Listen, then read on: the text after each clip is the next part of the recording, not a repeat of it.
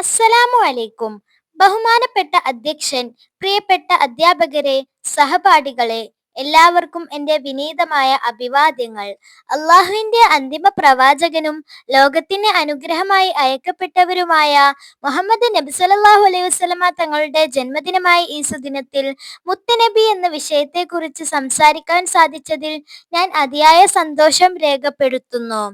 പ്രിയമുള്ളവരെ, അറേബ്യയിലെ മരുഭൂമിയിൽ ഉദയം ചെയ്ത ആ പ്രകാശം ഇന്ന് ലോകത്തിന്റെ കോണുകളിലെല്ലാം പടർന്ന് പന്തലിച്ചിരിക്കുന്നു. എന്തുകൊണ്ടാണ് നമ്മൾ പ്രവാചകനെ മുത്തുനബി എന്ന് സ്നേഹത്തോടെ വിളിക്കുന്നത്? മരുഭൂമിയിലെ മണൽത്തരികൾക്കിടയിൽ തിളങ്ങി നിന്ന മുത്തുപോലെ അന്ധകാരത്തിൽ ആണ്ടുപോയ ഒരു സമൂഹത്തിന് വെളിച്ചവും വഴികാട്ടിയുമായി വന്നതുകൊണ്ടാണ് അവിടുന്ന് നമുക്ക് പ്രിയപ്പെട്ടവനായ മുത്തുനബിയായി തീർന്നത്. പ്രവാചകന്റെ ജീവിതം പരിശോധിച്ചാൽ അതിൽ ഏറ്റവും എടുത്തു പറയേണ്ടത് വിട്ടുവീഴ്ചയുടെയും ക്ഷമയുടെയും പാഠങ്ങളാണ്. തൈഫിലെ കല്ലേറുകൾക്കിടയിലും തന്നെ ഉപദ്രവിച്ചവർക്ക് വേണ്ടി പ്രാർത്ഥിച്ച കാരുണ്യത്തിന്റെ പ്രതീകമായിരുന്നു അവിടുന്ന്.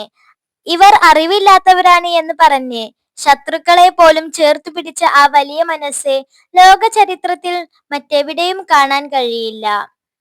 കൂടാതെ സാമൂഹിക നീതിയുടെ വക്താവായിരുന്നു നബി സല്ലല്ലാഹു അലൈഹി വസല്ലം. അടിമത്തം, വർണ്ണവിവേചനം, പെൺകുഞ്ഞുങ്ങളോടുള്ള ക്രൂരത എന്നിവയ്ക്കെതിരെ അവിടുന്ന് ഉറച്ച ശബ്ദമുയർത്തി. ഒരറബിക്കോ അനറബിക്കോ, ഒരു വെള്ളക്കാരനോ കറുത്തവനോ മേന്മയില്ല, എല്ലാവരും മനുഷ്യരാണ് എന്ന പ്രവാചകന്റെ വിപ്ലവകരമായ പ്രഖ്യാപനം ഇന്നും ലോകത്തിന് വലിയൊരു പാഠമാണ്. നമ്മുടെ ജീവിതത്തിൽ നമുക്ക് എന്താണ് ചെയ്യാൻ കഴിയുക? നബിദിനം എന്നത് മധുര പലഹാരങ്ങൾ വിതരണം ചെയ്യുന്നതിനും അലങ്കാരങ്ങൾ ഒരുക്കുന്നതിനും അപ്പുറം പ്രവാചകൻ മുന്നോട്ട് വെച്ച ആദർശങ്ങൾ നമ്മുടെ ജീവിതത്തിൽ എത്രത്തോളം പകർത്താൻ സാധിക്കുന്നു എന്ന് ആത്മപരിശോധന നടത്താനുള്ള ദിവസമാണ്.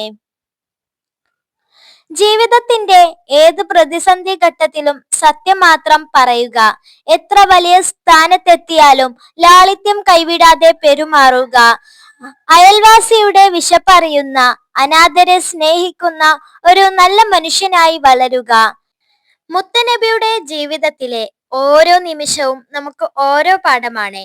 ആ പാത പിന്തുടർന്നുകൊണ്ട് സ്നേഹവും സമാധാനവും പുലരുന്ന ഒരു സമൂഹത്തെ വാർത്തെടുക്കാൻ നമുക്ക് സാധിക്കണം. അവിടുത്തെ സ്നേഹം നമ്മുടെ ഹൃദയങ്ങളിൽ എന്നും നിറഞ്ഞു നിൽക്കട്ടെ എന്ന് പ്രാർത്ഥിക്കുന്നു.